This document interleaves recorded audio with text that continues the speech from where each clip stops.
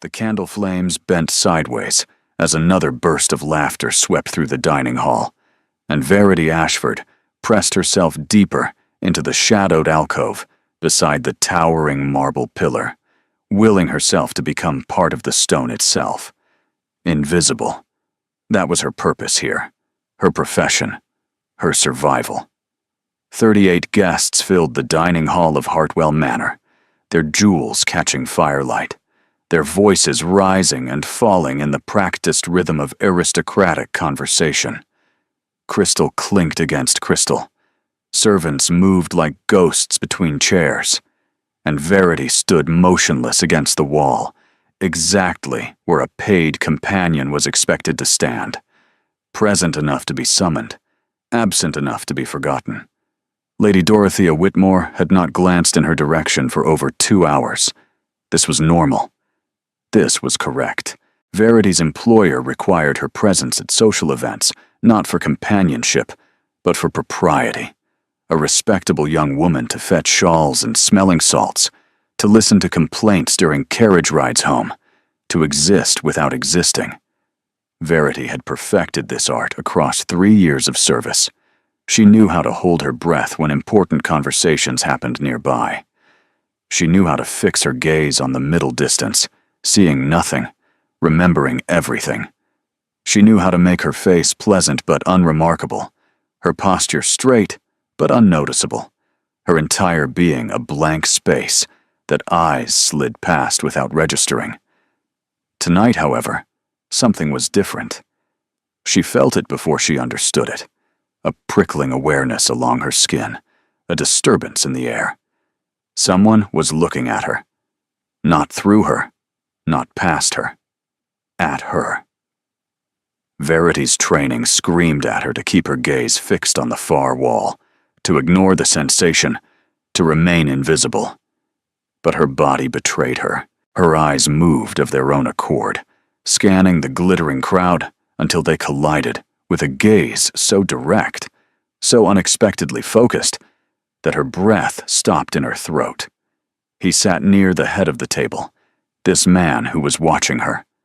Dark hair swept back from a face carved with angles too sharp for conventional handsomeness, a strong jaw, a blade of a nose, cheekbones that caught shadow and light in equal measure.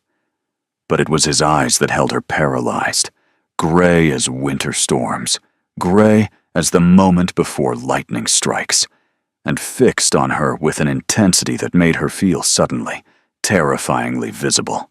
She should look away. Every instinct, every lesson, every survival mechanism demanded it. She didn't. For 3 endless seconds, they stared at each other across the crowded dining hall. The laughter continued around them. The candles flickered. The world moved on, oblivious to the strange electricity crackling between a duke's table and a companion's alcove. Then his lips curved. Not quite a smile, something more curious than that. And he lifted his wine glass in her direction. A toast. An acknowledgement. A catastrophe. Verity's face flooded with heat. She wrenched her gaze away, heart slamming against her ribs, hands trembling where they were clasped at her waist.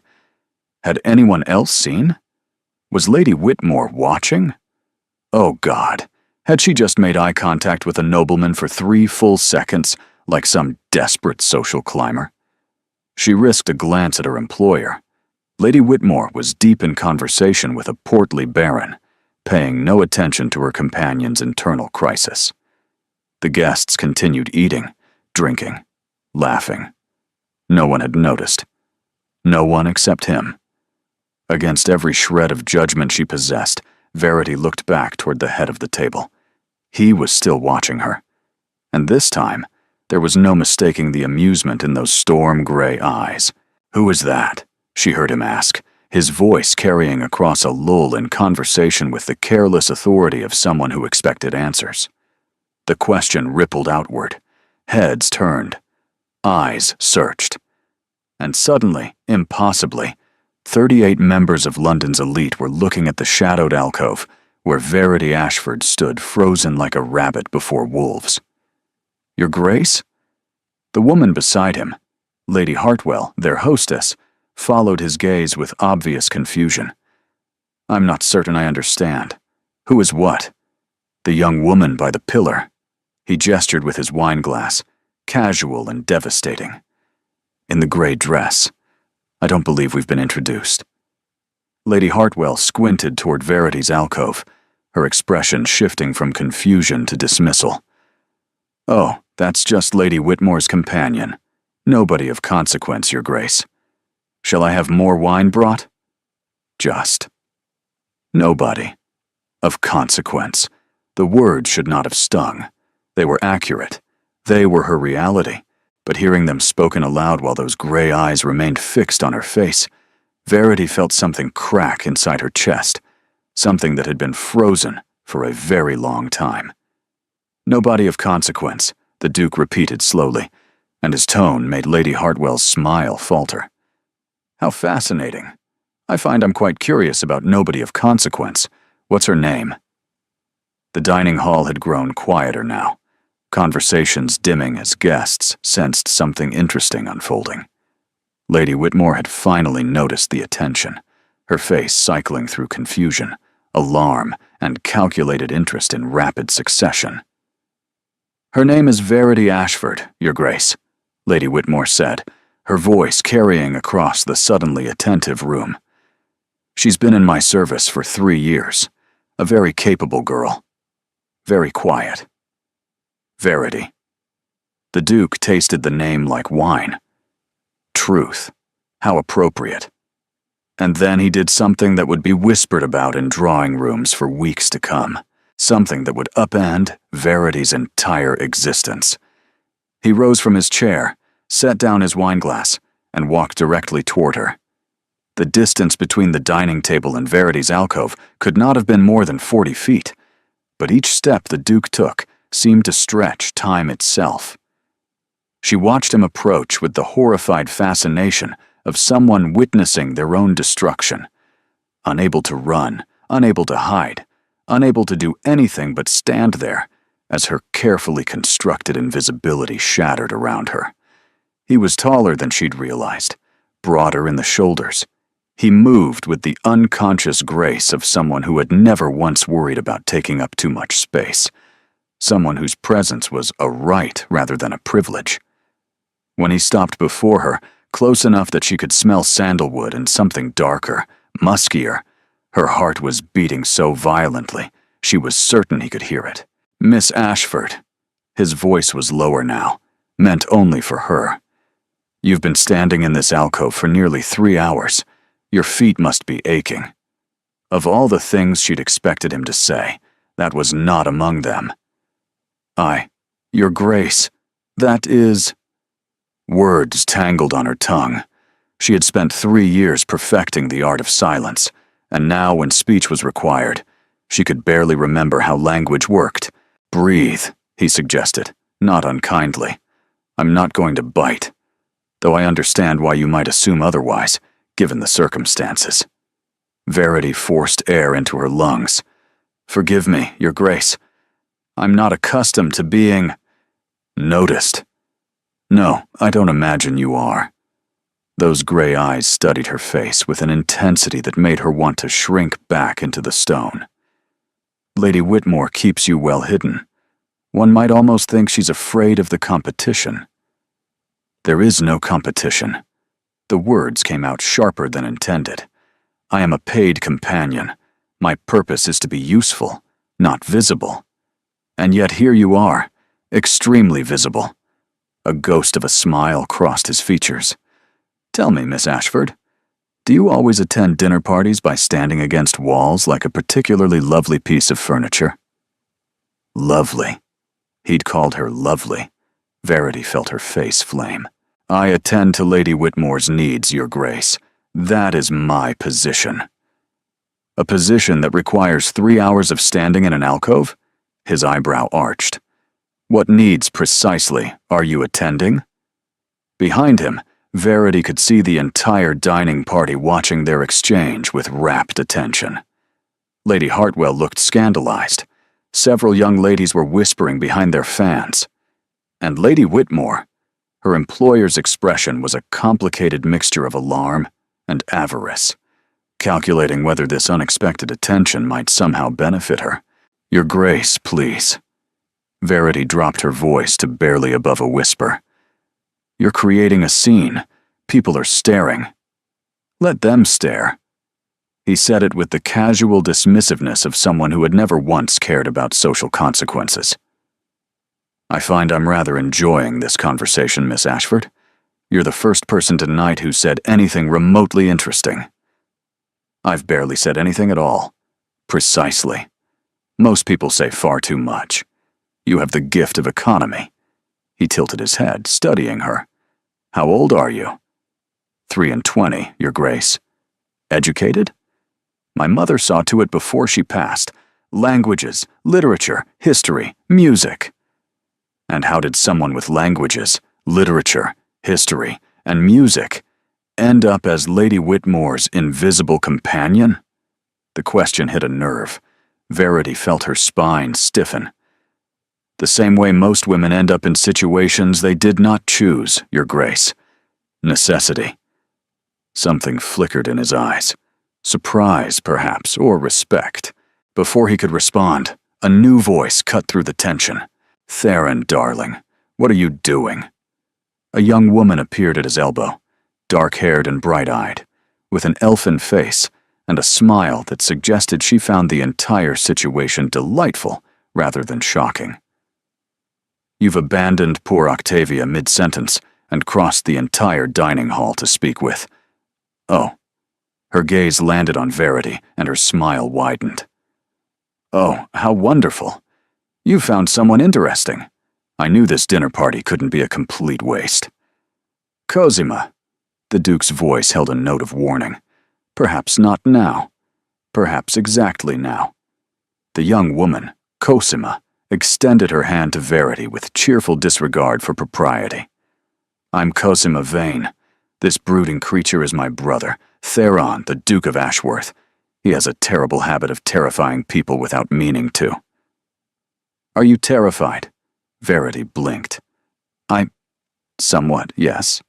"Excellent. That means you're paying attention." Cosima tucked her arm through Verity's, as if they were old friends. "Come, you must sit with me. I'm dying to know how you ended up pressed against that pillar, like you were hoping it would swallow you." "Cosima," the Duke said again, more firmly. "Miss Ashford is Lady Whitmore's companion. You can't simply abduct her." "I'm not abducting her. I'm rescuing her." Cosima's eyes sparkled with mischief. "There's a difference. Besides, Lady Whitmore owes me a favor from last season. Something about a very unfortunate rumor that I chose not to spread. I'm sure she won't mind lending Miss Ashford to me for the remainder of the evening." Before Verity could protest, before she could explain that this was madness, that paid companions did not sit at dining tables, that she was nobody of consequence and belonged in the alcove, Cosima was already steering her toward the table. "Wait." Verity dug in her heels. "I can't. Lady Whitmore hasn't given permission. This isn't..." "Isn't what?" Cosima turned, still smiling. "Isn't proper? Isn't done? Isn't acceptable?" She leaned closer, her voice dropping to a conspiratorial whisper.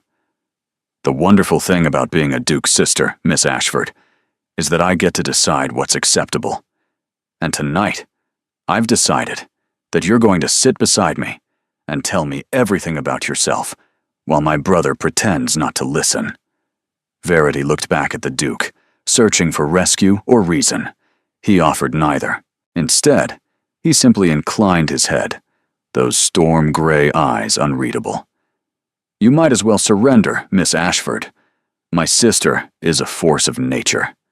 Resistance is futile." And that was how Verity Ashford, invisible companion, nobody of consequence, found herself seated at a dining table among dukes and earls, while Lady Whitmore watched with a calculating gleam and whispers spread like wildfire through the room. She had no way of knowing that this moment, this strange, impossible, terrifying moment, was only the beginning. The carriage ride back to Lady Whitmore's townhouse was the longest of Verity's life. Her employer sat across from her in the darkened interior, face half illuminated by passing street lamps, expression unreadable. Neither of them had spoken since leaving Hartwell Manor. The silence stretched like a blade being slowly drawn. Verity's mind raced through 1,000 catastrophic scenarios. Dismissal without reference, accusations of impropriety, a reputation ruined before it could even begin to be built.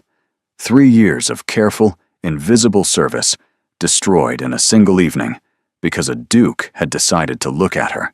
"Well," Lady Whitmore said finally, her voice cutting through the darkness, "that was unexpected." Verity's hands tightened in her lap. "My lady, I must apologize. I never intended—" "Don't." Lady Whitmore held up one gloved hand. "Don't apologize for catching the Duke of Ashworth's attention. Do you have any idea who he is?" "A duke, my lady. Not just any duke." Lady Whitmore leaned forward, and the calculating gleam Verity had noticed at dinner was now a full blaze. "The Duke of Ashworth controls half the shipping interests in the Mediterranean. His family's fortune rivals the crown's. His grandmother, the Dowager Duchess, is one of the most powerful women in society. And his sister Cosima has been impossible to befriend, despite my best efforts for 3 seasons." She paused, letting the weight of her words settle. "Tonight, that same sister practically dragged you to her side and spent 2 hours chattering at you like you were her dearest confidant." Verity didn't know what to say. Cosima's attention had been overwhelming, but genuine. A flood of questions about books and music and travel, punctuated by sharp observations that revealed a keen intelligence beneath the bubbly exterior. And through it all, the Duke had sat nearby, speaking with other guests, but always somehow present, always somehow watching. "What did Lady Cosima talk about?" Lady Whitmore pressed. "Many things, my lady. She asked about my education, my interests, my opinions on various novels. Verity hesitated. "She asked if I was happy in my current position." Lady Whitmore's eyes narrowed. "And what did you tell her?" "The truth, that I was grateful for the security of employment." "But not happy?" Verity said nothing. Silence was safer than lies. The carriage rolled on through gaslit streets, carrying them toward a reckoning Verity could not yet see. When they finally stopped before Lady Whitmore's townhouse, her employer did not immediately move to exit. "There will be consequences from tonight," Lady Whitmore said slowly. The Duke made his interest quite public. By tomorrow morning, every drawing room in London will be buzzing with questions about the mysterious companion who caught Ashworth's eye. She paused. This could be useful. Verity's stomach dropped. "My lady, the Duke of Ashworth has been a target of matchmaking mamas for 5 years. He's refused every eligible young woman thrown at him, much to his grandmother's despair. If he's shown interest in you, even passing interest, others will wonder why."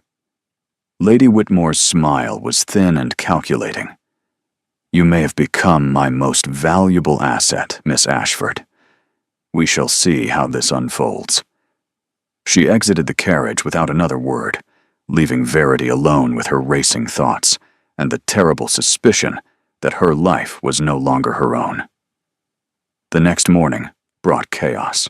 Verity was summoned to the drawing room at an unprecedented 9 o'clock, still straightening her cap and apron. What she found there stopped her in the doorway. Flowers, dozens of arrangements, roses, lilies, orchids, blooms she couldn't even name, covering every available surface.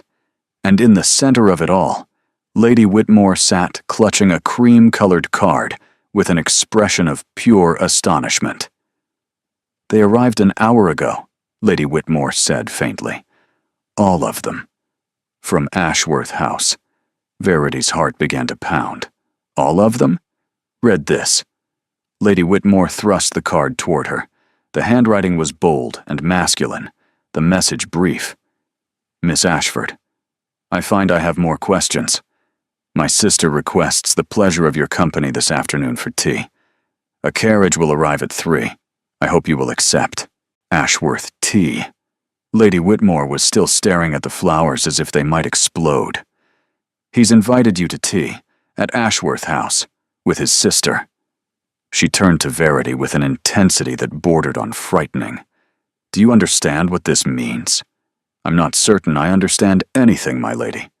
It means opportunity. Lady Whitmore rose, beginning to pace. It means access. If you can befriend Lady Cosima, if you can maintain the Duke's interest even briefly, doors will open. Invitations will arrive. The Whitmore name will be elevated by association. Verity felt a chill spread through her chest. You want me to use their attention for your social advancement? I want you to be smart. Lady Whitmore fixed her with a sharp gaze. You're a companion with no family, no fortune, and no prospects. This is a chance, perhaps the only chance, to leverage something valuable. The Duke may lose interest in a week, a month, but if you play this correctly, you might secure connections that could change your entire future. Play this, like a game, like a strategy. Verity thought of Cosima's bright laugh, her genuine curiosity. She thought of the Duke's storm-gray eyes, the way he'd looked at her, like she was worth seeing. Were they simply opportunities to be leveraged? Pieces on a board? And if I refuse? She heard herself ask. Lady Whitmore's expression hardened.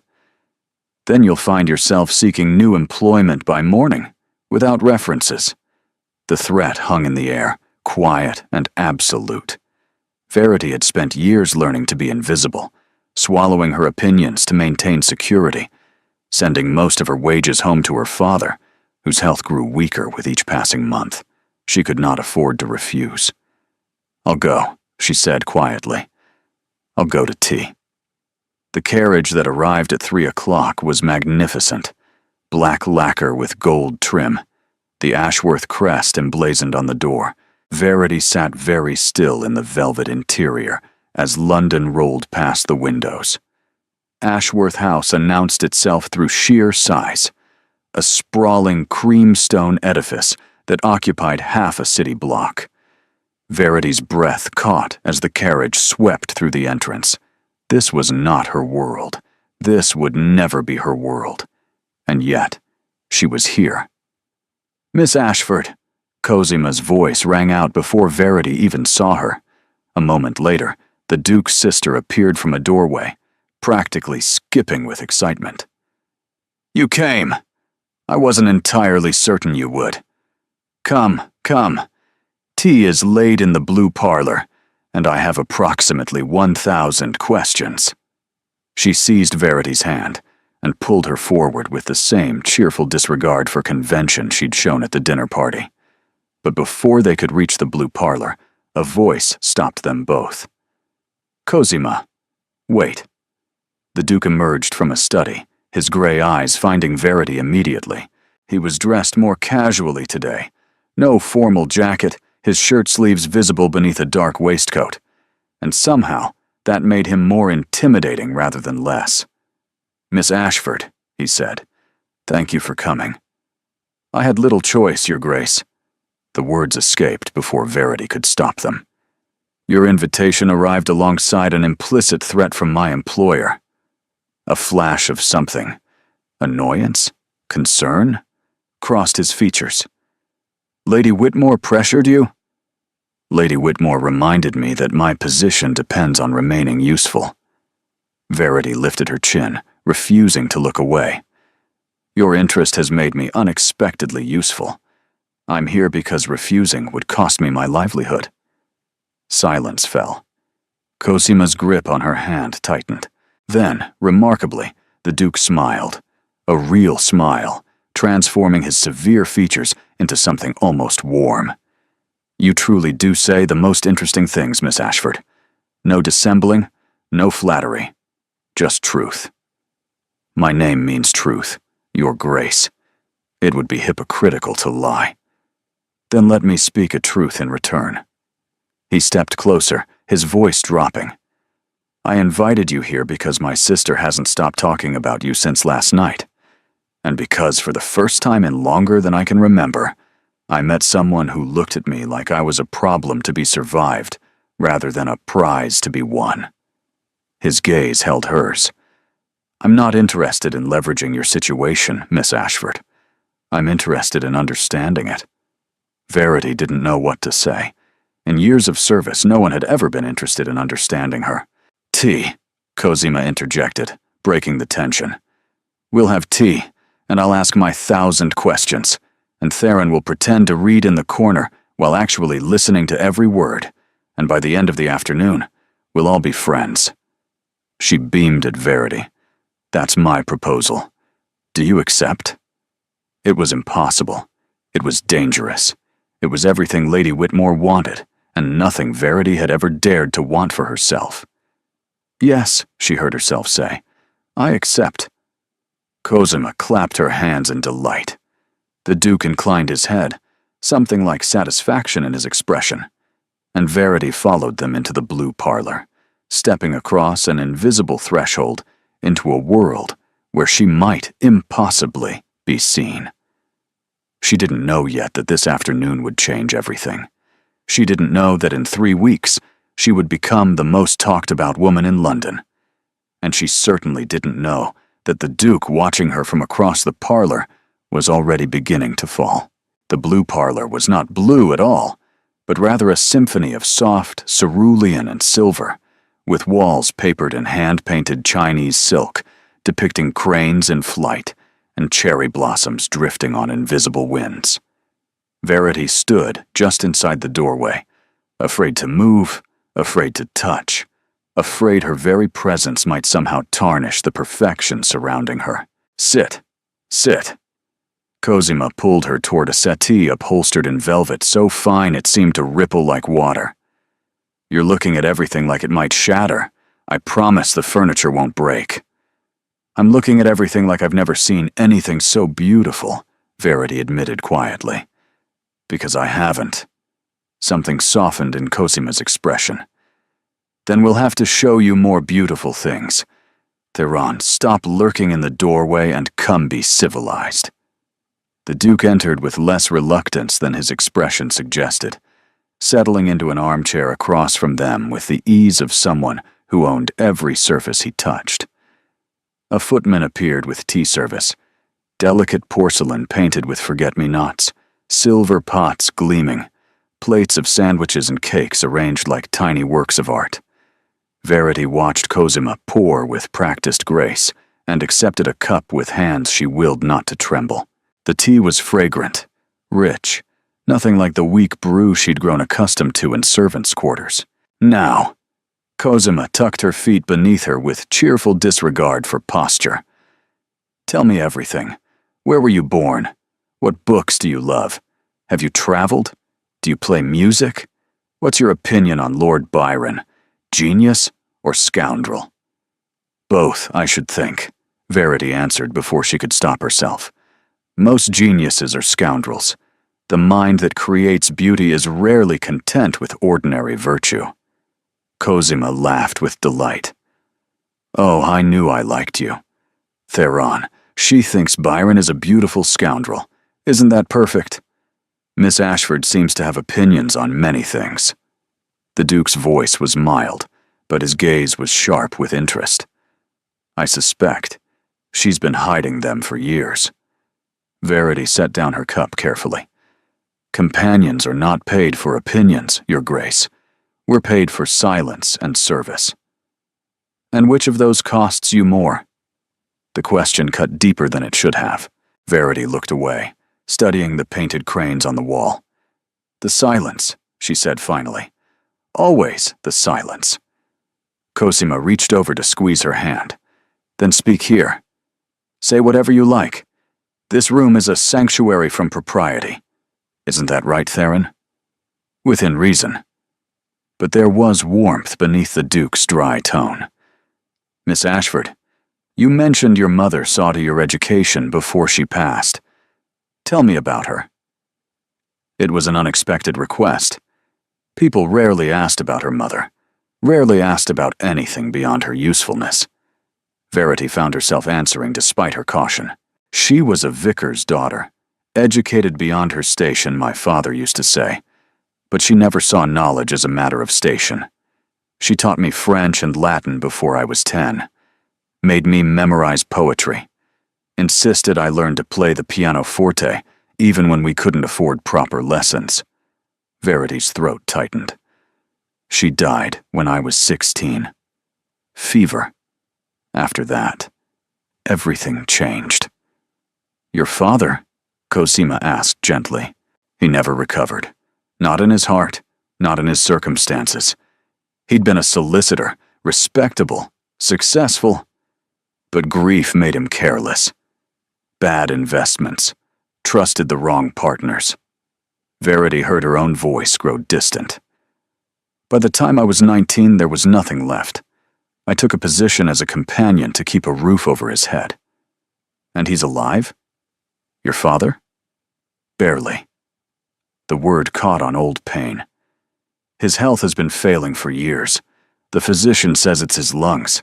I send money when I can, but—" She stopped, shaking her head. "Forgive me. This is hardly appropriate conversation for tea." "This is exactly appropriate conversation for tea," Cosima said firmly. "At least, for tea in this house. We don't do shallow here, Miss Ashford. We do real." Verity looked between the siblings, Cosima with her fierce warmth, the Duke with his unreadable gaze, and felt something crack in her chest. She had spent years being invisible, swallowing every thought and feeling to maintain her position. And here were two strangers who seemed to want nothing more than to see her clearly. It was terrifying. It was wonderful. "More tea?" Cosima asked brightly, already reaching for the pot. The afternoon stretched into evening without Verity noticing. Cosima's 1,000 questions turned into conversation, then debate, then laughter. They discussed poetry and politics, fashion and philosophy. The Duke contributed less often, but with surprising insight when he did, and Verity caught herself looking at him more than was wise, wondering what lay beneath that careful composure. When she finally rose to leave, the sky outside had turned the color of bruised plums. "You'll come back," Cosima said. It wasn't a question. "Tomorrow. We're attending Lady Sutton's garden party, and you're coming with us. I can't simply— I'll send a note to Lady Whitmore. She'll agree." Cosima's smile held a hint of steel beneath its brightness. "Trust me." Verity looked at the Duke, searching for guidance or perhaps warning. He only inclined his head, those storm-gray eyes giving nothing away. "Until tomorrow, Miss Ashford." The carriage ride back to Lady Whitmore's townhouse felt like traveling between worlds. For years, she had been invisible, safe, surviving. Now she was being seen by people who mattered, pulled into a world of garden parties and tea parlors, and conversations that actually meant something. It should have felt like a gift. Instead, it felt like standing on the edge of a precipice, knowing the fall was coming, but unable to step back. The garden party at Lady Sutton's estate was a blur of parasols and polite conversation. Verity clinging to Cosima's side like a shipwreck survivor to driftwood. She had never attended such an event as a guest, rather than a shadow. The difference was disorienting. People looked at her now, spoke to her, asked her opinions, as if those opinions mattered. The Duke circled nearby throughout the afternoon, never quite joining their conversations, but always present, always watching. When Verity caught his eye across the manicured lawn, something unnameable passed between them, a current of awareness that made her chest tighten. By the time they returned to Ashworth House for what Cosima called recovery tea, Verity was exhausted in ways she couldn't explain. Social visibility, it turned out, was far more draining than invisibility. "You did beautifully," Cosima said, patting her hand. Lady Sinclair actually complimented your wit, and she compliments nothing. You're a natural. I'm a fraud, Verity countered quietly, wearing borrowed dresses and pretending I belong. The dress isn't borrowed. I gave it to you, which makes it charity, which makes it a gift between friends. Cosima's voice was firm. Stop arguing and accept that you're remarkable. Before Verity could respond, the parlor door opened. The woman who entered was not old, but ageless, silver-haired and straight-spined, with the Duke's gray eyes and a face carved by decades of authority. She wore black silk as if it were armor, and the temperature of the room seemed to drop several degrees at her appearance. Grandmother. Cosima rose hastily, and Verity followed, her heart sinking. I didn't realize you'd returned from Bath. Clearly. The Dowager Duchess of Ashworth surveyed the parlor with the expression of someone cataloging flaws. Her gaze landed on Verity and stayed there. This, I presume, is the companion everyone is discussing, the one my grandson plucked from obscurity to become his sister's newest project. Miss Verity Ashford, Cosima said carefully.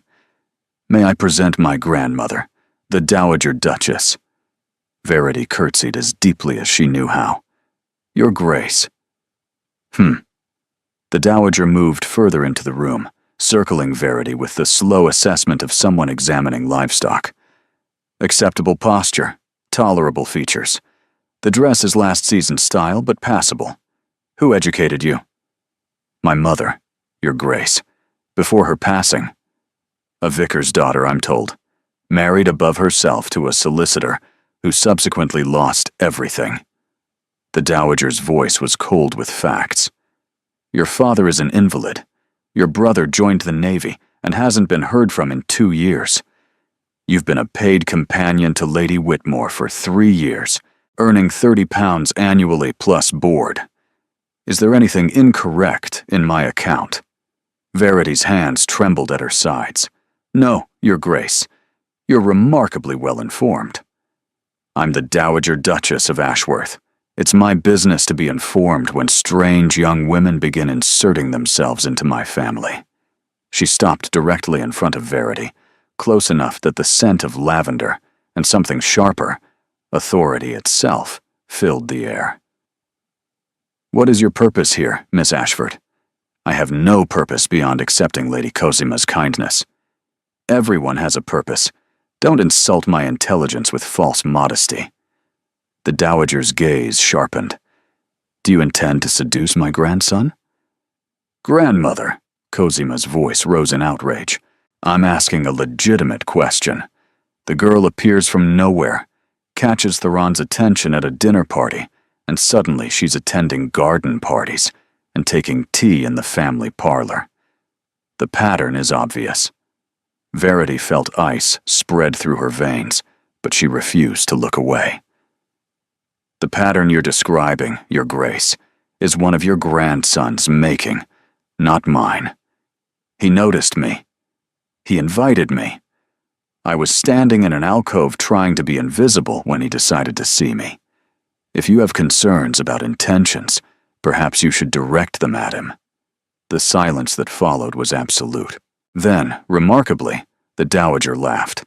A short, sharp sound, devoid of warmth, but not entirely unkind. Spine. You actually have spine. How refreshing. She settled into a chair with the regal grace of someone who had never once questioned her right to any seat.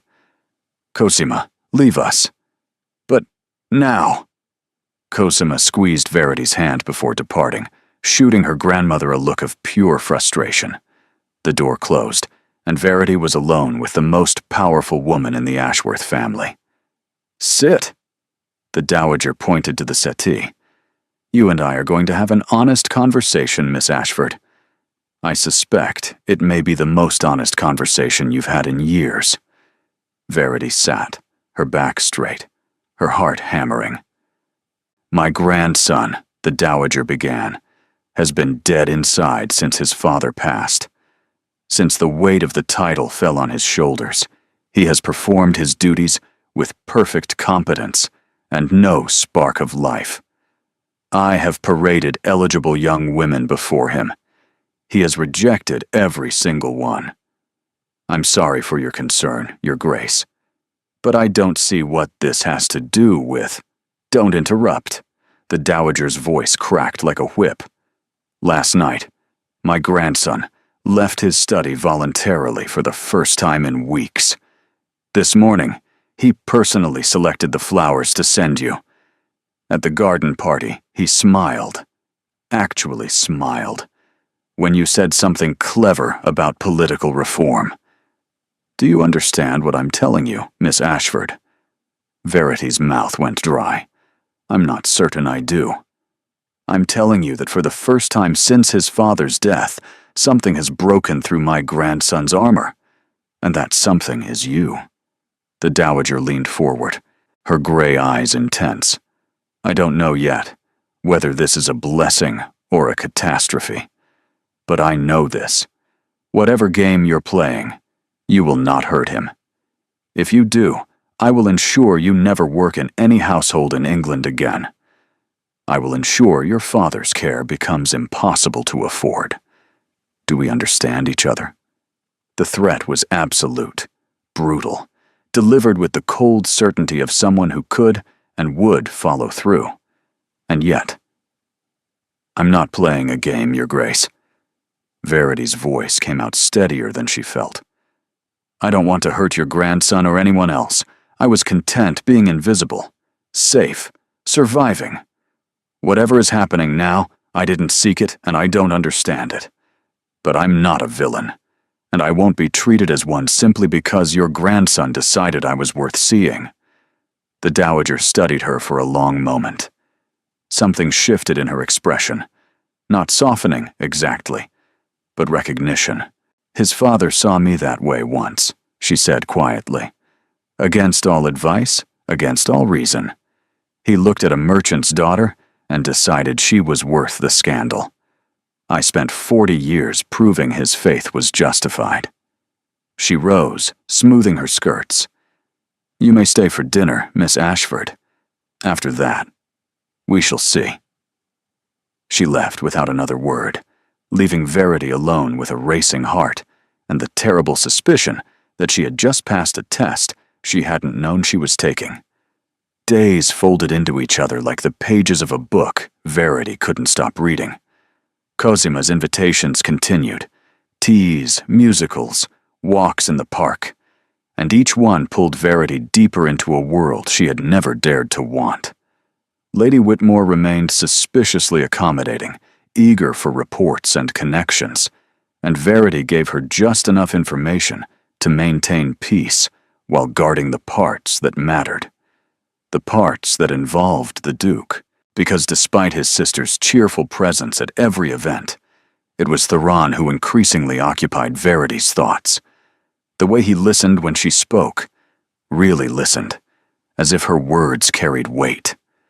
The way his rare smiles transformed his severe features into something approaching beauty. The way he seemed to appear whenever she needed rescuing from tedious conversation, materializing at her elbow with dry observations that made her bite back laughter. She was in danger. She knew this, but knowing and stopping were different beasts entirely. One evening, 10 days after their first meeting, Verity found herself alone with him in the Ashworth library. Cosima had been called away by the dowager for some mysterious discussion about invitations, and Verity had retreated among the books to wait. The library was vast, 2 stories of shelves connected by a spiral staircase, leather spines, and gilt lettering stretching toward a ceiling painted with constellations. Verity stood at a window, watching rain streak the glass, when she heard footsteps behind her. You found my hiding place. The Duke's voice was quiet, almost warm. I should have known you'd gravitate toward books. Verity turned.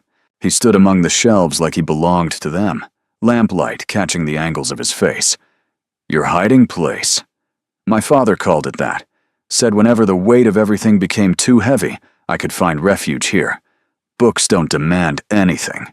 They simply offer worlds to disappear into. Your father sounds like he was a wise man. He was. A shadow crossed Theron's expression. He was also my best friend. When he died, He stopped, shaking his head. Forgive me. I don't usually speak of this. Then don't. Verity moved toward a shelf, giving him space. We can discuss literature instead. Cosima mentioned you're partial to philosophical texts. I'm more inclined toward novels, myself. Escapism over examination. Escapism can be its own form of examination. He followed her, stopping close enough that she could smell sandalwood and rain. What are you escaping from, Verity? Her name on his lips felt like a key turning in a lock. No one had called her simply Verity in years. Miss Ashford. Girl. You there. But never her name, spoken with that particular weight. The same thing everyone escapes from, she said quietly. The life I actually have. The choices that weren't choices. The future I can see stretching ahead like an endless gray corridor. And what future is that? Service until I'm too old to serve. Watching my father decline from a distance I cannot close. Never having a home of my own, a purpose of my own, a life that belongs to me, rather than whoever pays my wages. The words spilled out before she could stop them. Honesty she'd kept locked away for years. I was content with invisibility, because contentment was all I could afford. But now, she looked at him, and the truth escaped like a breath held too long. Now I've seen what else exists. Now I know what I'm missing. And that's far crueler than never knowing at all. Theron was quiet for a long moment. When he spoke, his voice was rough. 3 years ago, my father collapsed during a dinner party. Here, in this house. I was across the city at some meaningless function, performing the heir's duties he'd never wanted to burden me with. By the time I reached him, he was gone. Verity's heart clenched. I'm so sorry. I inherited everything. The title, the estates, the fortune, the responsibilities. He paused, his jaw tightening. What I didn't inherit was any reason to care about any of it. I've spent years performing a role, going through motions, feeling absolutely nothing. And now? The question emerged before Verity could think better of it. Theron turned to face her fully. In the lamplight, his gray eyes held vulnerability, raw and unguarded. Now there's a woman who stands in alcoves pretending to be invisible, he said softly. A woman who argues with my grandmother and means it. A woman who makes me feel something other than duty for the first time since my father died. Verity's breath caught. Your Grace, Theron. His voice dropped lower. We're alone in a library during a rainstorm. I think we've moved beyond formality. Theron. The name felt dangerous on her tongue. This is impossible. You must know that. I'm a paid companion. You're a duke. The distance between us isn't measured in feet. It's measured in entire worlds. I'm aware. He stepped closer, and she could feel the heat of him now, could see the pulse jumping in his throat. I'm aware of every logical reason why I should walk away from this conversation and never seek you out again. But logic hasn't governed my actions since the moment I looked across a dining hall and saw you watching me with those eyes that hold entire universes. I wasn't, you were, and I've been lost ever since. The rain continued its percussion against the windows. Somewhere in the house, a clock chimed 8 times. The world outside this library continued to spin, indifferent to the seismic shift occurring within. Your grandmother warned me, Verity said, her voice barely a whisper. She said if I hurt you, she would destroy me. Every word was true. I know it was. She warned me as well. A ghost of a smile crossed his features. She said you were either the salvation or the ruin of this family, and she couldn't yet tell which. And what do you believe? His hand rose, hovering near her cheek without quite touching. I believe I've been waiting for you, without knowing I was waiting. I believe invisibility was wasted on someone who deserves to be seen by everyone who has eyes. And I believe—" he paused, something shifting in his expression. "I believe if I don't kiss you in the next 10 seconds, I may go mad. That would be inadvisable. Extremely. Your grandmother would destroy us both. Undoubtedly. People would talk. Scandal would follow. Your reputation. Verity. Her name again. A prayer and a question. Tell me to stop." She should. Every rational thought, every survival instinct screamed that she should step back, laugh it off, return to the safety of invisibility. Instead, she lifted her chin and met his gaze with all the courage she possessed. "I don't want you to stop," he kissed her. It was not a gentle kiss. It was the kiss of a man who had been drowning and finally found air. Desperate and hungry and achingly real.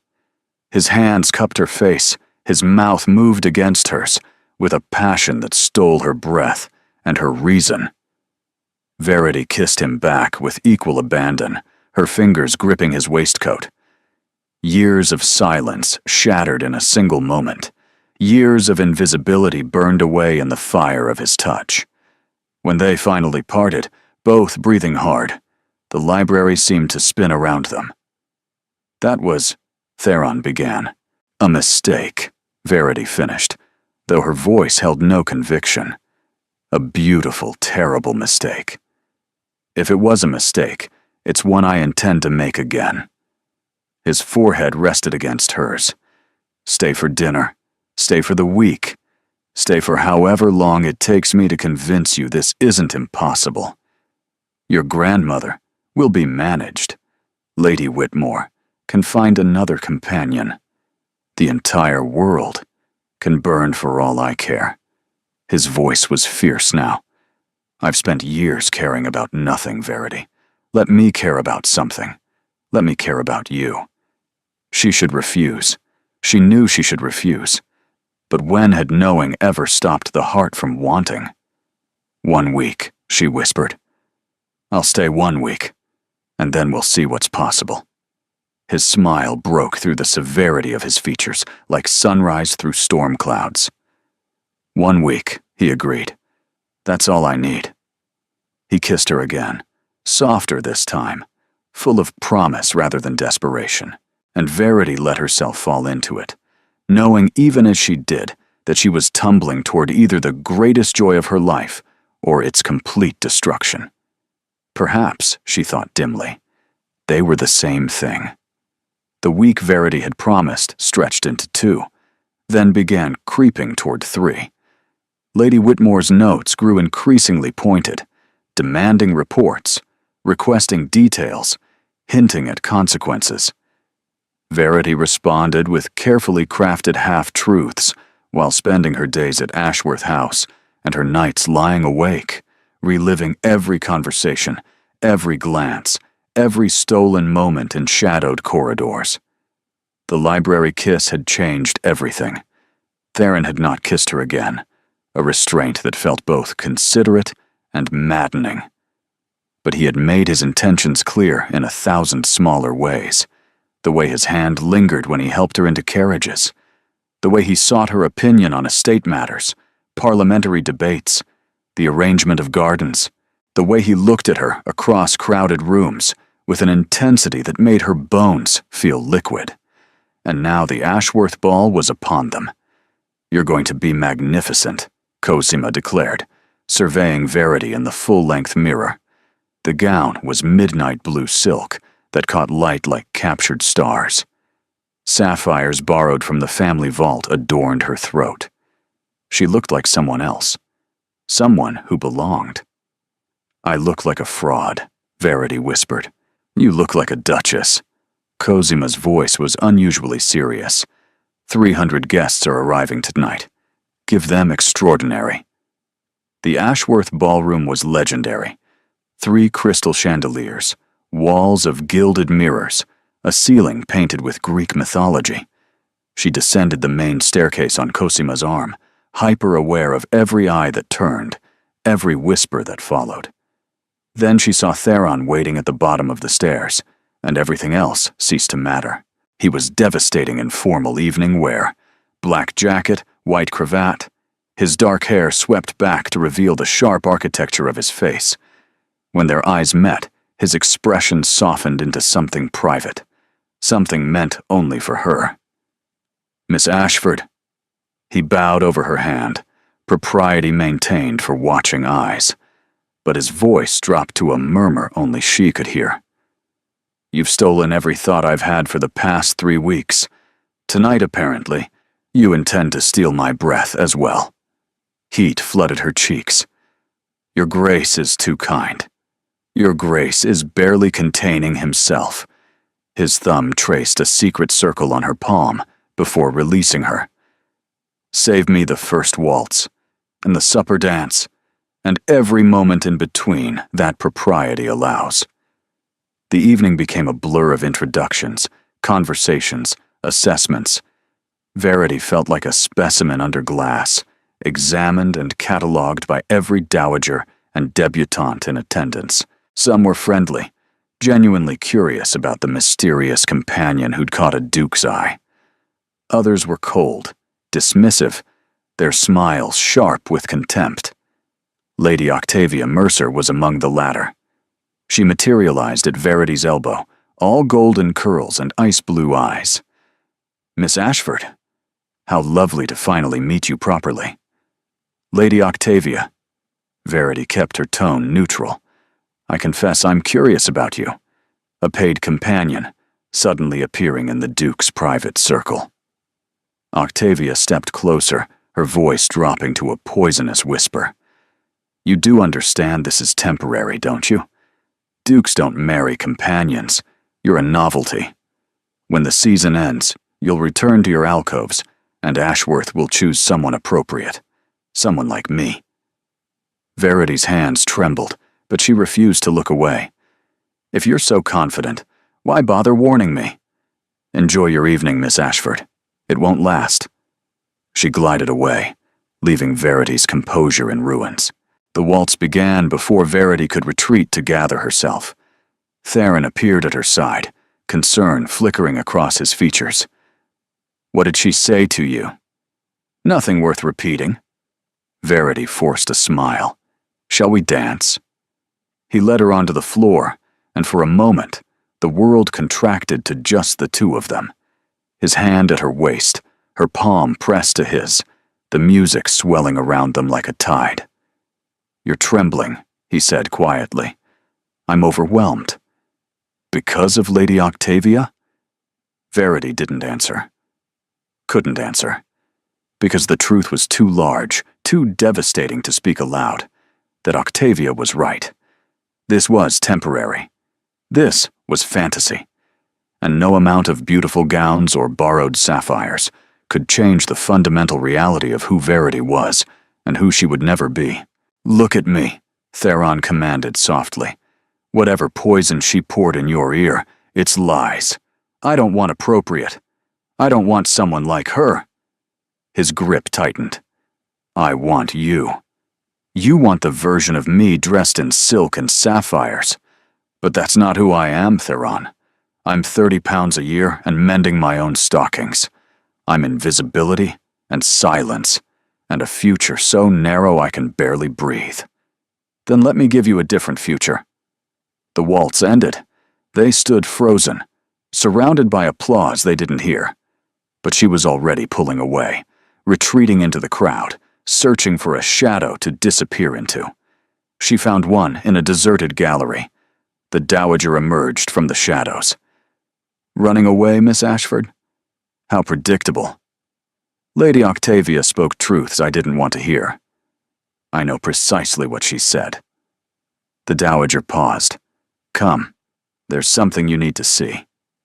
She didn't wait for agreement, simply turned and walked deeper into the gallery. Verity followed, curiosity overcoming caution. They stopped before a portrait she hadn't noticed.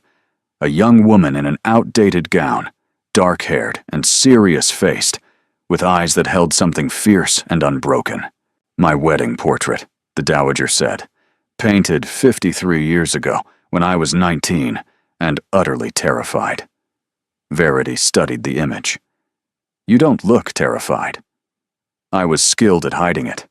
Necessary when one is a merchant's daughter who's somehow convinced a duke's heir to propose."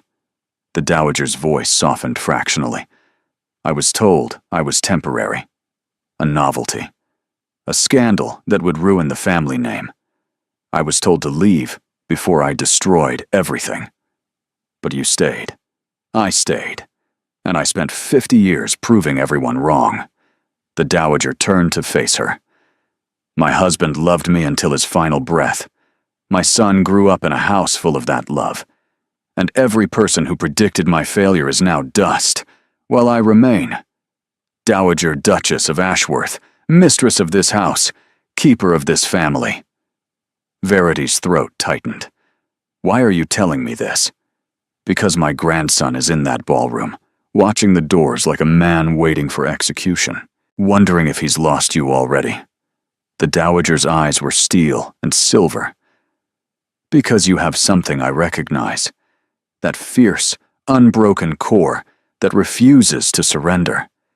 And because, despite my better judgment, I find I don't want you to leave." "Your Grace, don't mistake this for blessing." The Dowager's voice hardened again. "You still have to prove yourself. You still have to survive what's coming. But you won't do it by hiding in galleries." She pressed something cold into Verity's palm, a ring, heavy with diamonds. "That belonged to my grandmother. It's been in this family for 4 generations. The Dowager held her gaze. "Earn it, Miss Ashford. Show me the woman my grandson sees." Then she was gone, leaving Verity alone with a ring worth more than her father's house, and a choice that would shape everything that followed. Verity returned to the ballroom with the ring hidden in her glove, and her heart in her throat. She found Theron exactly where the Dowager had described, near the entrance, watching the doors, his expression carefully blank, in a way that somehow made his anguish more visible. When he saw her approaching, the relief that flooded his features was almost painful to witness. "You came back." He spoke quietly, for her alone. I almost didn't. "What changed?" Verity thought of the portrait, the ring, the Dowager's impossible confession. "Your grandmother showed me a painting." His eyebrows rose. "She spoke to you?" "She told me to earn my place." Verity met his gaze. "She told me to show her the woman you see." Something shifted in Theron's expression, surprise giving way to something deeper, something that looked dangerously like hope. "And what did you decide?" "I decided that I've spent years being invisible because it was safe, because disappearing was easier than fighting for anything." She stepped closer, her voice dropping. "I'm tired of disappearing, Theron. I'm tired of being the version of myself that survives, instead of the version that lives." The music swelled around them, couples moving through another waltz, but neither of them moved. "What are you saying?" His voice was rough. "I'm saying that Lady Octavia was right about one thing. This is temporary. Everything is temporary. Life is temporary." Verity felt tears burning behind her eyes, but refused to let them fall. "But if I have to choose between a lifetime of safe invisibility and one season of being seen by you, I choose being seen. Whatever comes after, whatever destruction follows, I choose this." Theron didn't speak. Instead, he took her hand in full view of 300 guests and pressed his lips to her gloved knuckles. The gesture was simple. The implications were explosive. Whispers detonated through the ballroom. Fans snapped open to hide scandalized expressions. Somewhere, a Dowager gasped loud enough to be heard across the room. "That," Lady Octavia's voice cut through the murmurs, "is the most pathetic display I've ever witnessed." She stood nearby, having apparently waited for precisely this moment. Her beautiful face was twisted, with something beyond mere jealousy, a fury that spoke of thwarted expectations and wounded pride. A duke brought to his knees by a paid servant. Octavia's voice carried, deliberately audible to everyone nearby. Your father must be spinning in his grave, Ashworth, to think the great family would be reduced to this, consorting with charity cases and calling it romance. The ballroom fell silent. 300 guests held their breath. Verity felt the blood drain from her face. This was it. The destruction she'd feared, happening in real time, witnessed by everyone who mattered. But before she could speak, before she could flee, Theron straightened to his full height. His expression had gone cold, in a way she'd never seen. Not withdrawn, but dangerous. The face of a man who commanded ships and influenced parliaments, and had never once backed down from a fight. Lady Octavia, his voice carried across the silent ballroom like ice. You have spent 3 seasons attempting to secure my attention through manipulation, gossip, and increasingly desperate social maneuvering. I have tolerated it because your father was a friend of my family, and because direct confrontation seemed unnecessarily cruel. He stepped forward, placing himself between Octavia and Verity. That tolerance ends now. Octavia's face went white. Your Grace, you were merely revealing your character to everyone present. For that, I suppose I should thank you. Theron's gaze swept the watching crowd. Let me be clear, since there seems to be some confusion. Miss Ashford is not my charity case. She is not my temporary amusement. She is the woman I intend to marry, and anyone who speaks of her with disrespect speaks of the future Duchess of Ashworth. The words landed like thunderclaps. Future Duchess. Intend to marry. Verity's knees threatened to buckle. She gripped his arm without thinking. Whether for support or to stop him, she couldn't tell. Theron, she whispered. What are you doing? He turned to face her, and his expression transformed, from cold authority to something vulnerable, something true. I'm choosing you, publicly, permanently, with no possibility of retreat. You can't just announce, I just did.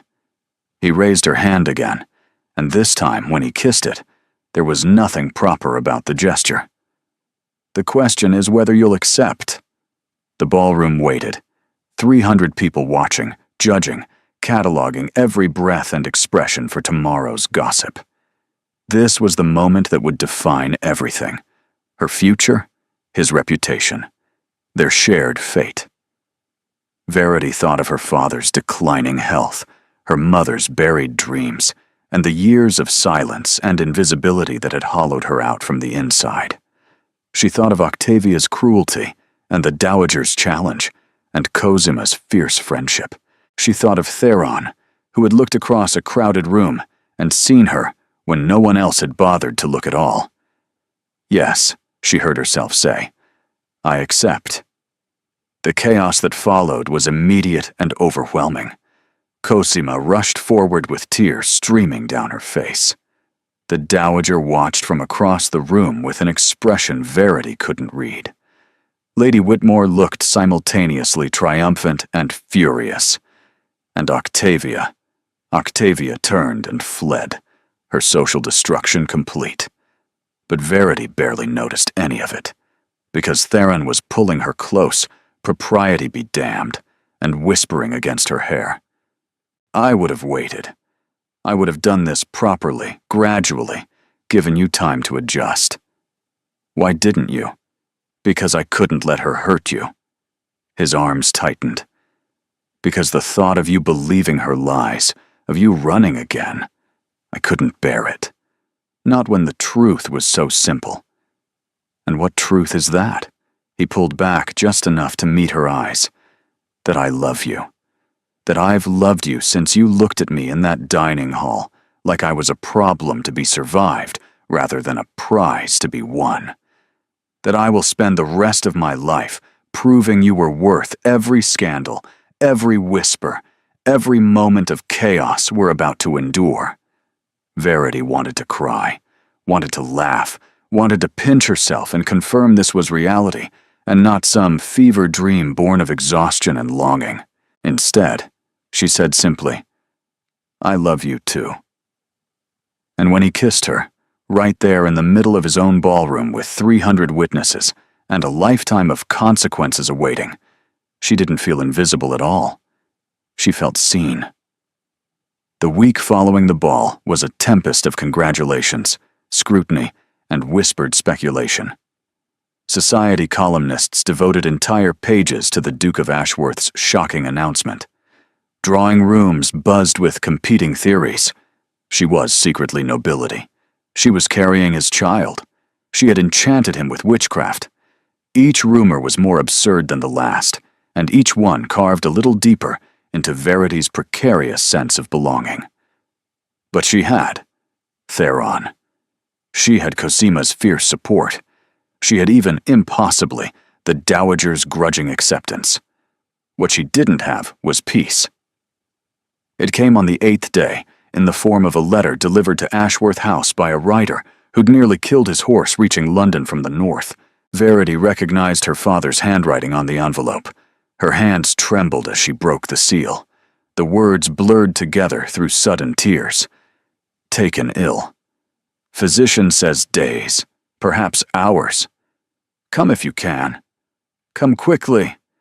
She was packing before she'd finished reading, throwing necessities into a valise with shaking hands.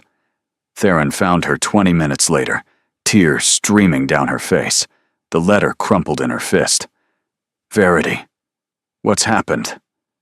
She couldn't speak, could only hand him the letter and watch his expression shift from confusion to horror to grim determination. I'll arrange a carriage. We can leave within the hour. You can't come with me. The words tore at her throat. You have Parliament tomorrow. The trade agreements. You said yourself they can't proceed without your vote. Nothing in Parliament matters more than this. Everything in Parliament matters more than this. Verity forced herself to breathe. Hundreds of workers depend on those agreements. Families, livelihoods. You cannot abandon them because my father is dying. Verity. No. She gripped his arms, fierce and desperate. Listen to me. I need to go alone. I need to say goodbye to him. And I need to do it without worrying about what my absence costs you. Please, let me do this. The agony in his eyes nearly broke her resolve, but she held firm, and eventually he nodded. I'll come the moment Parliament concludes. 2 days, 3 at most. That may be too late. Then write to me, every hour if you can. Let me be there in some form, even if I can't be there in person. They left within the hour. Verity in a private carriage with Cosima as companion, Theron watching from the steps of Ashworth House, with an expression that haunted her dreams for the entire journey north. Her father died before she reached him. The physician met her at the door of the tiny cottage where Edmund Ashford had spent his final years. His face told her everything before his words confirmed it. I'm sorry, Miss Ashford. He passed peacefully, about an hour ago. He was asking for you at the end. The world went gray. Verity didn't remember entering the cottage, didn't remember collapsing beside the bed where her father's body lay. She remembered only the sound of her own sobbing, great racking gasps of grief that seemed to tear her apart from the inside. He was gone, the last parent, the last anchor, the last tie to the life she'd lived before balls and dukes and impossible promises. She was alone. Cosima stayed with her through the funeral, through the terrible business of closing her father's affairs, through the long nights when grief swallowed her whole.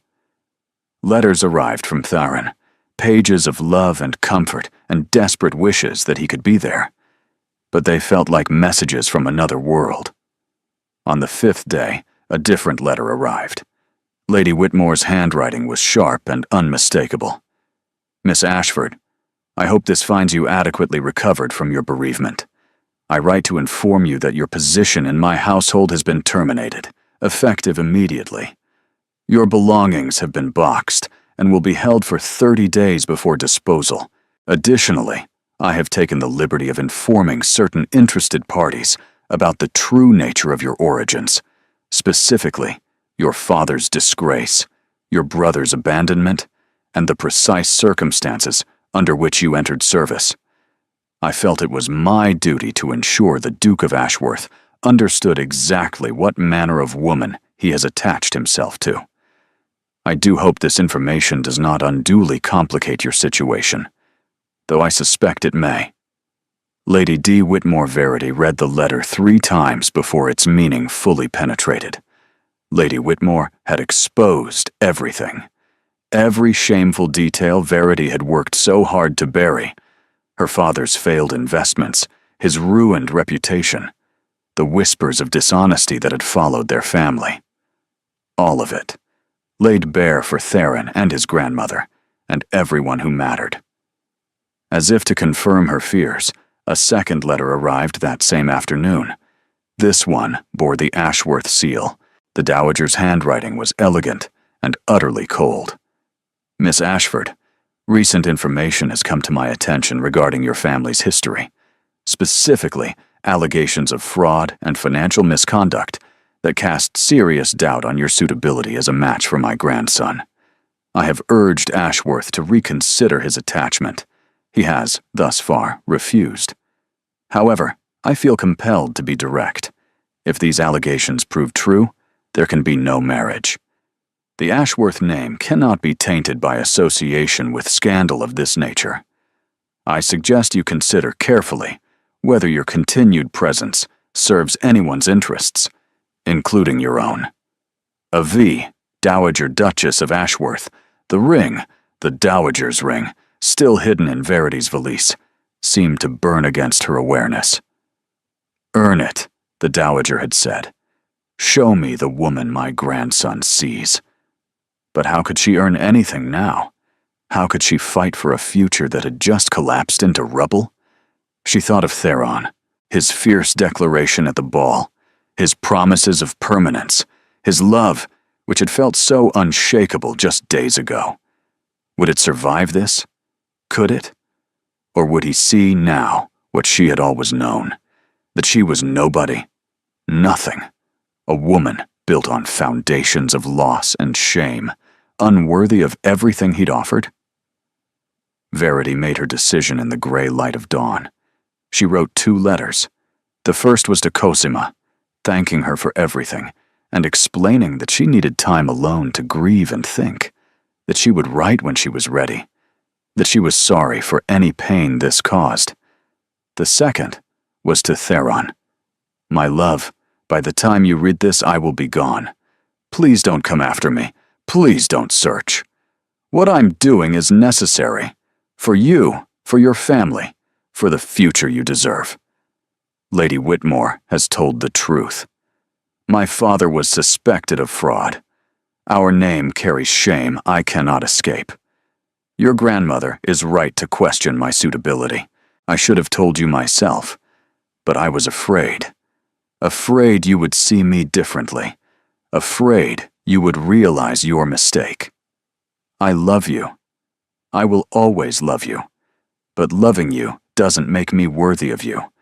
And staying will only cause more damage to everyone involved. Please forgive me. Please forget me. Please find someone who deserves the life you're offering. Yours, in truth and in farewell, Verity." She left before sunrise, slipping away while Cosima slept. She didn't know where she was going, didn't know what came next.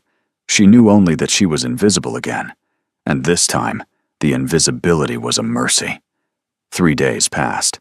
Verity found lodging in a boarding house in a town whose name she didn't bother to learn. The room was small, cold, and impersonal, a perfect mirror for the emptiness inside her. She spent hours staring at walls, unable to sleep, unable to eat, unable to imagine any version of the future that didn't taste like ash.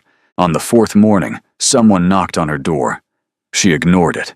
Whoever it was, landlady demanding rent, traveler with the wrong room, didn't matter. Nothing mattered anymore. The knock came again, more insistent. "Go away," Verity called hoarsely. "Verity Ashford, if you don't open this door in the next 10 seconds, I'm going to have it broken down." The voice was female, furious, and unmistakably Cozima's. Verity opened the door. Cozima stood in the corridor, travel-stained and wild-haired, and angrier than Verity had ever seen her. Behind her loomed a figure that made Verity's heart stop. "Terenfontanten." "You," Cosima said, pointing at Verity with a shaking finger, "are the most impossible, infuriating, self-sacrificing fool I have ever met. Do you have any idea what you've put us through? How did you find me? We've been searching for 4 days, every inn, every coaching house, every town between here and London." Cosima pushed past her into the room, wrinkling her nose at the sparse furnishings. "Theron hasn't slept. I've barely eaten. Grandmother is beside herself, which I didn't think was possible." Verity's gaze moved to Theron, who stood frozen in the doorway. He looked terrible. Shadows beneath his eyes, his jaw rough with stubble, and his usually immaculate clothes wrinkled and travel-worn. He looked at her like a man seeing water after days in the desert. "You left," he said. His voice was raw, cracked. "You promised me a lifetime, and then you left." "I explained in my letter. Your letter was nonsense." He stepped into the room, and the intensity of his presence made the small space feel even smaller. "Shame? Scandal? You think I care about your father's reputation? Your grandmother?" "My grandmother is the one who told me where to look. She remembered you mentioning a town your mother loved, a place you visited as a child." He stopped before her, close enough to touch but not touching. "She's been helping us search, Verity. She wants you found." Verity shook her head, tears burning behind her eyes. "That doesn't make sense. Her letter said, her letter was a test. Another damned test." His laugh was bitter. "She wanted to see what you would do when faced with opposition, whether you would fight or flee, whether you were worthy of the family name. And I fled. I failed her test. You did what you thought was best for everyone except yourself." Theron's hands rose to cup her face, gentle despite the desperation in his eyes.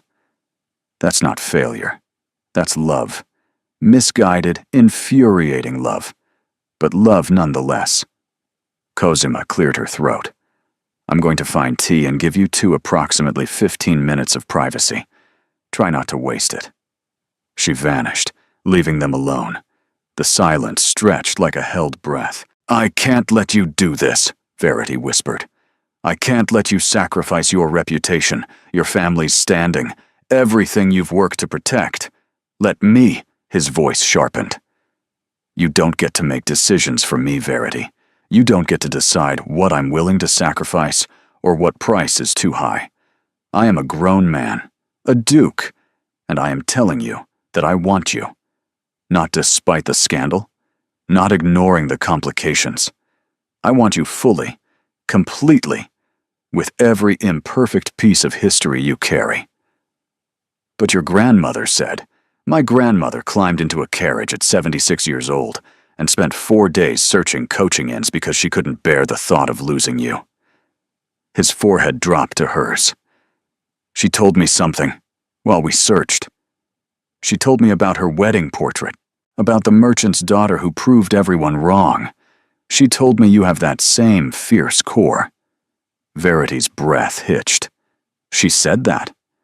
She said you were an idiot for running, but an admirable idiot." His lips quirked.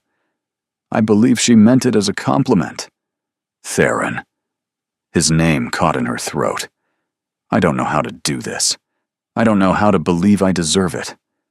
"Then let me believe for both of us. Let me spend the rest of our lives convincing you." His hands tightened on her face. "But only if you stop running. Only if you come home." Home. The word pierced something deep inside her, a longing she'd buried so thoroughly she'd forgotten it existed. Home wasn't a place. It had never been a place. Home was being seen, being known, being loved exactly as she was. "I'm scared," she admitted. "So am I. But I'm more scared of living without you." His eyes searched hers. "Stay, Verity. Fight for this. Fight for us." In the gray light of a boarding house room, miles from London and everything familiar, Verity Ashford finally stopped running. "Yes," she said. "I'll stay." When he kissed her, it tasted like homecoming. The journey back to London was nothing like the flight from it. Theron refused to let her out of his sight, keeping her hand clasped in his throughout the carriage ride as if afraid she might dissolve like morning mist. Cosima chattered constantly, filling silences with observations about countryside and commentary on passing villages, but her eyes kept drifting to Verity with an expression of fierce protectiveness. And the dowager, impossible, imperious Augustina Vane, sat across from them with her hands folded in her lap, and her ancient eyes missing nothing. "You gave me quite a chase, Miss Ashford," she said finally, breaking into Cosima's monologue about hedge formations. Verity lifted her chin. "I believed I was doing what was best for the family." "You believed wrong." But there was no heat in the dowager's voice. "Though I'll admit, your instinct to protect Theron rather than cling to advantage speaks well of your character. I thought your letter was sincere. It was a test, a cruel one. The cruelest tests reveal the truest character." The dowager's gaze was steady. "You chose his welfare over your own desires. That's not nothing, Miss Ashford." Verity thought of everything she'd endured in the past week. Grief, exposure, flight, the aching certainty that she was unworthy of happiness. It felt like nothing. It felt like surrender. "No." The dowager's voice softened fractionally. "Surrender would have been staying to protect yourself. Leaving required courage. Returning requires even more. Then I hope I have enough. We'll see." The dowager reached into her reticule and produced something that made Verity's heart stop. The ring. The diamond ring she'd hidden in her valise and left behind when she fled. "I believe this belongs to you. I never earned it." "Earning isn't always about triumph." The dowager pressed the ring into her palm.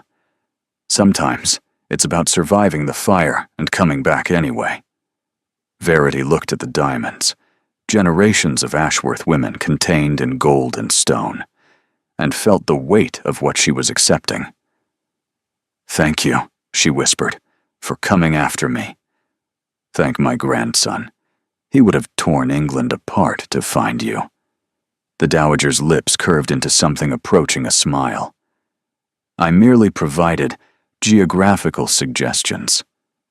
They arrived at Ashworth House as evening fell, the great building blazing with light as if in celebration. Word had spread. Verity could feel it in the servants' faces, carefully neutral, but clearly aware that something momentous had occurred. The whispers would follow, the speculation, the judgment. But when Theron led her through the entrance hall, his hand warm at the small of her back, she found she didn't care. "There's one more thing we need to do tonight," he said quietly. "Before we face society, before we announce anything officially." "What's that?" "I need to ask you properly." He stopped at the foot of the grand staircase, turning to face her. The ball was chaos. The declaration was reactive. I never actually asked the question that matters. Verity's breath caught. "Theron."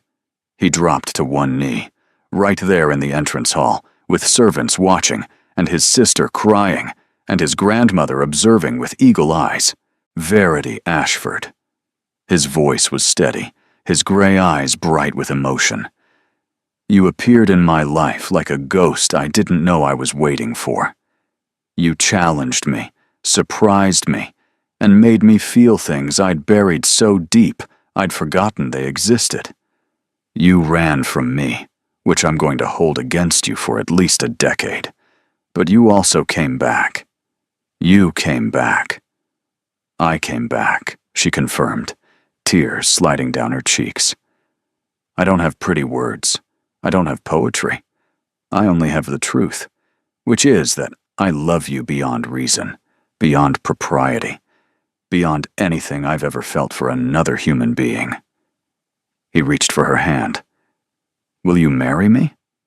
Not because it was announced at a ball, not because society expects it, but because you want to spend your life with a frequently difficult duke who will worship you until his last breath. Verity thought of everything that had led to this moment. The alcove at Hartwell Manor, the library kisses, the dowager's tests, the grief and the fear and the desperate flight into darkness.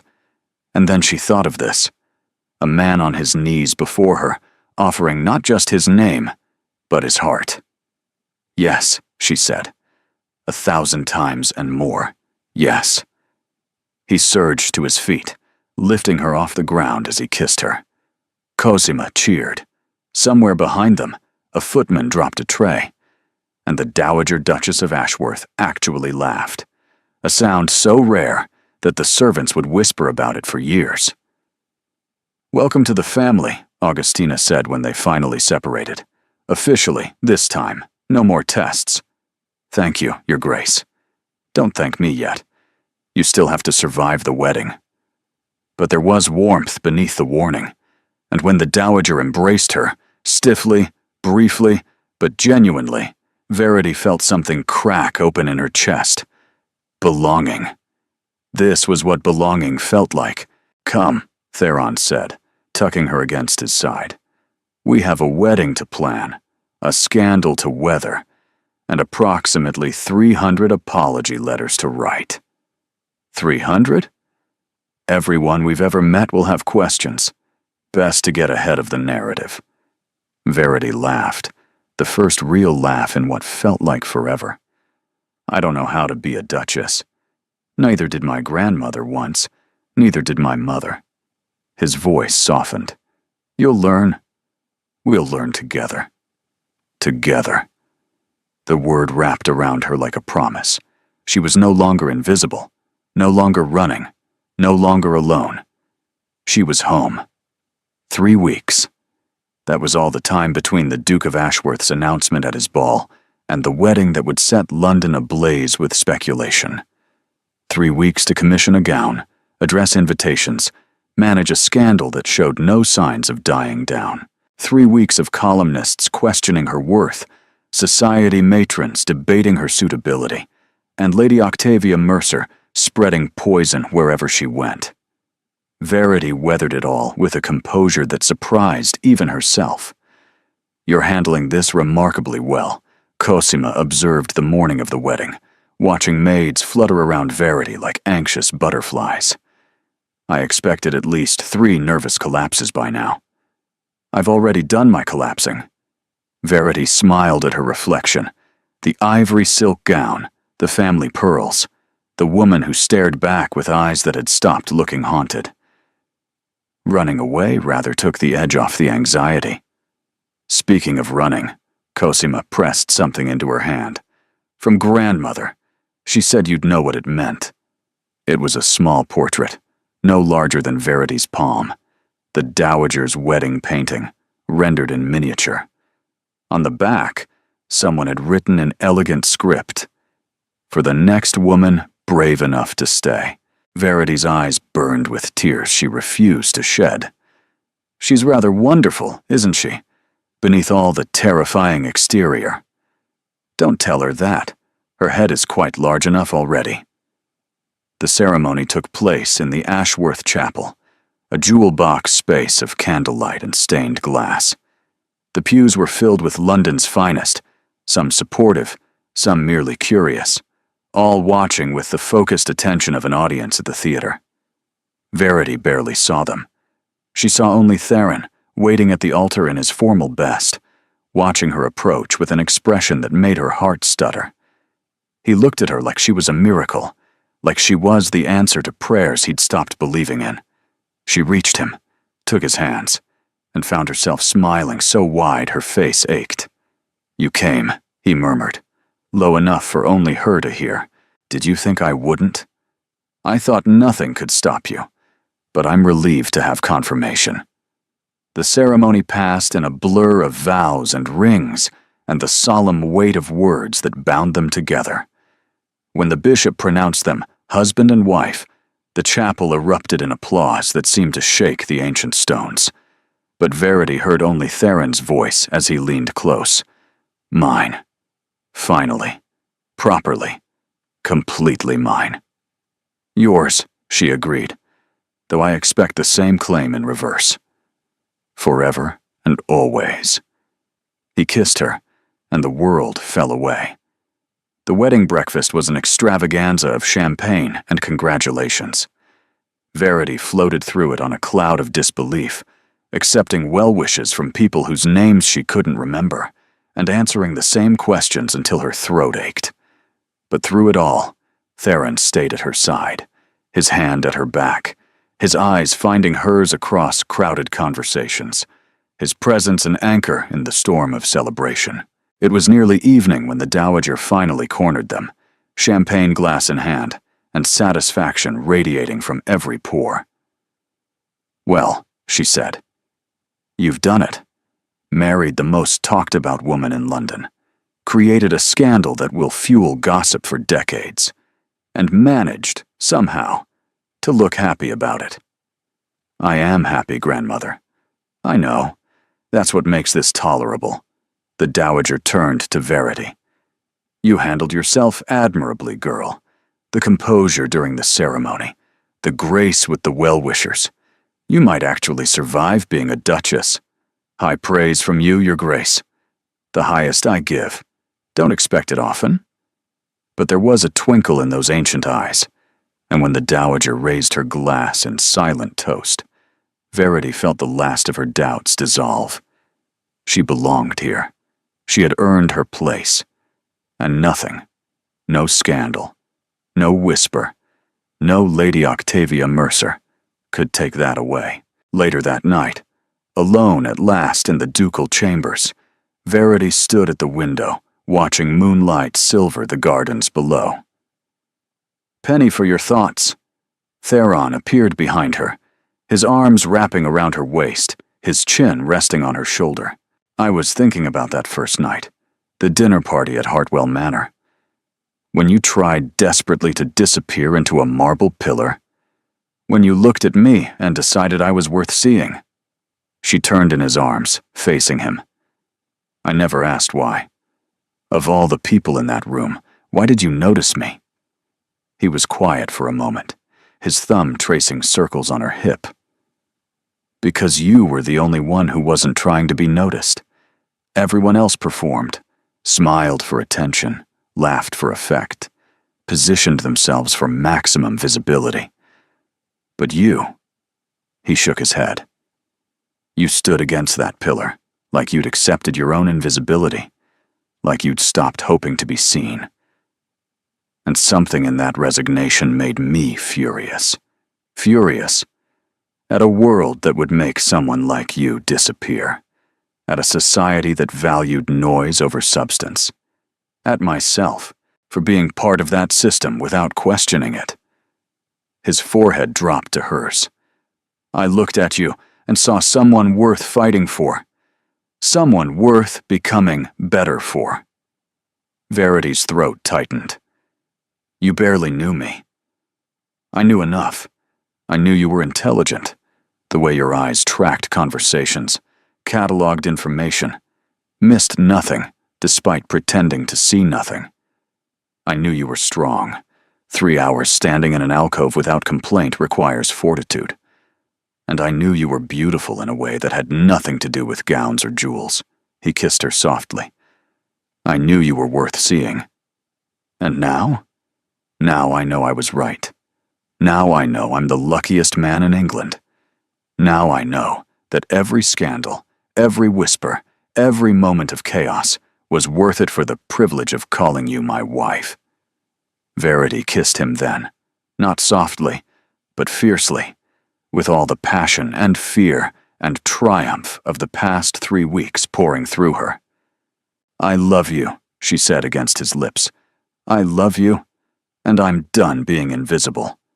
His smile lit up the darkness. "Good, because I intend to spend the rest of our lives ensuring the entire world sees exactly how remarkable you are." 1 year later, the dinner party at Ashworth House was in full swing. 100 guests filled the renovated ballroom, their laughter echoing off walls that had witnessed generations of history. The dowager held court near the fireplace, regal. Cosima danced with her latest admirer, a charming viscount who wilted slightly under Theron's protective glare. And Verity, the Duchess of Ashworth, mistress of this house, mother to the child growing beneath her heart, stood exactly where she'd once stood at Hartwell Manor, in an alcove, against a pillar, watching. But everything else had changed. She watched her life unfold before her, the friends she'd made, the family she'd claimed, the husband who crossed the room toward her with a champagne glass and an expression of mock disapproval. "I told you to stop hiding in corners," he said, pressing the glass into her hand. "I'm not hiding. I'm observing. You're being nostalgic. Perhaps." She smiled, linking her arm through his. "I was thinking about the girl who stood invisible at Hartwell Manor, who thought visibility was danger and hoped only to survive." "And what would you tell her now?" Verity considered. A year of marriage, of learning to be a duchess, a year of love so overwhelming it sometimes frightened her, a year of being seen, truly, completely seen. "I would tell her that visibility isn't danger," she said finally. "It's courage. And that the right person won't make you visible to the world. They'll make you visible to yourself." Theron lifted her hand to his lips, pressing a kiss to her wedding ring. "Have I mentioned recently that I love you?" "Not in the last hour. A grievous oversight.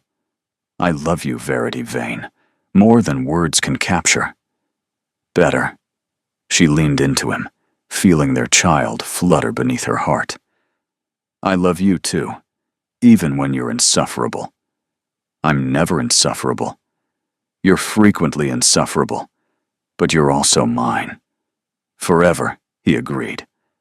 They stood together in the alcove, the Duke and Duchess of Ashworth, watching their guests celebrate a life neither of them had dared to imagine. And when Verity caught the eye of a young woman standing alone by the far wall, someone's companion, someone's invisible necessity, she raised her glass in silent acknowledgement. "You are seen," that gesture said. "You matter. Don't give up." The young woman blinked, startled to be noticed. Then slowly she smiled back. Somewhere in the crowd, Cosima called for a toast. Champagne glasses rose. Laughter sparkled like the chandeliers above. And Verity Vane, who had once thought herself invisible, stood in the center of it all, radiant, loved, and finally, completely seen. "Thank you for being here. You are the reason these stories exist. Because you believe in love that chooses courage over convenience, in characters who fight for happiness despite the odds, in endings that feel earned and true. Your presence makes this space warm and welcoming, and I'm grateful for every moment you spend with these characters. Do you have a favorite line or scene? Your engagement helps me understand what moves you, what keeps you listening, and what kinds of stories to create next. Consider subscribing if you'd like more romances with emotional depth and genuine character growth. Thank you for being here. You make this community what it is.